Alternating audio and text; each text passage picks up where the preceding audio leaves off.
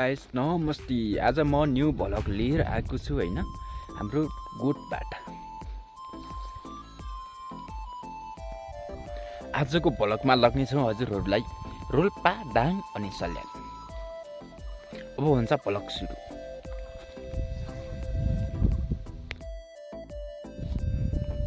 यहाँनिर देखिने चाहिँ तुलसीपुर उपनगरपालिका भित्र पर्ने सबै ठाउँहरू पर्छ।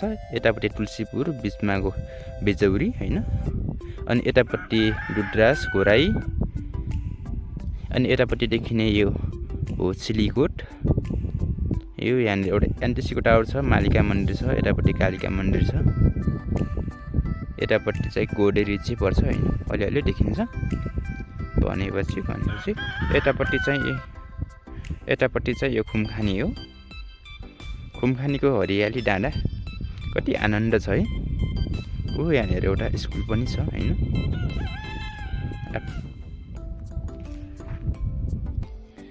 यहाँनिर चाहिँ हाम्रो निम्बु छ, अनि एउटा अम्बा, किमु हैन। यो चाहिँ गर्मीमा खान आनन्द आउँछ है। अम्बाटा फल्ने कुरै भएन हैन। निम्बु अनि किमु भनेको स्वास्थ्यको लागि एकदम फाइदाको कुरा पनि हो हैन।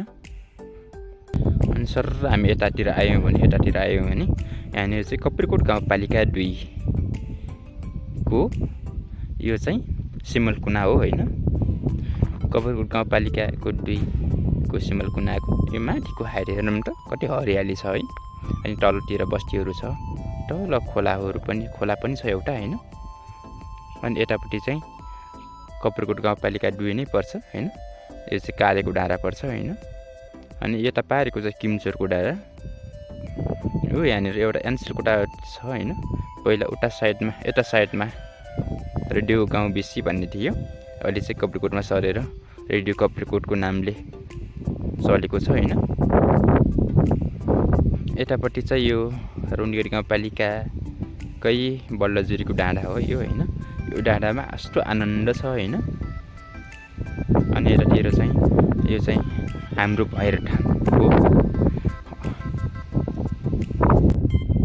हामी चाहिँ अब रोल्पा प्रवेश गर्छौँ हैन। यो चाहिँ हाम्रो पहिलाको वडा कार्यालय हो। भरिनाङ डाँडा देखिन्छ नि। पहिला झेनाम थियो, झेनाम गाविसको वडा कार्यालय गाविस थियो भने अहिले चाहिँ रुन्डगढी गाउँपालिका यता होलेरीमा। होलेरी देख्न सक्नुहुन्छ, अलिअलि देखिन्छ। आज खासै राम्रो मौसम छैन हैन। अहिले चाहिँ रुन्डगढी गाउँपालिका भनेर यतापट्टि यहाँनिर अलिअलि देखिन्छ। मेटलाकुरामा हाम्रो वडा कार्यालय छ।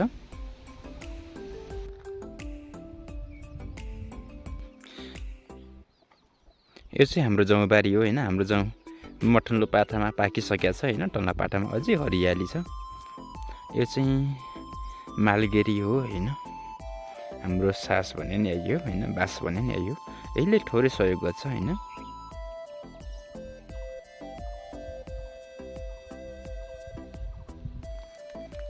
हाम्रोतिर चाहिँ आज लालीगुराँस फुल्दैछ हैन। यहाँनिर फुलेको छ, त्यहाँनिर फुलेको छ, तल पनि फुलेको छ हैन। लालीगुराँसहरू आनन्दले फुलेको छ हैन। वसन्त ऋतु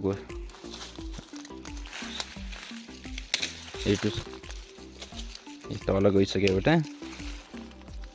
कति आनन्दको हैन। लालीगुराँस खान कति आनन्द आउँछ र कोले आनन्द आउँछ प्लिज कमेन्ट गर्नु होला है। कस्तो आनन्दको लालीगुराँसहरू छ।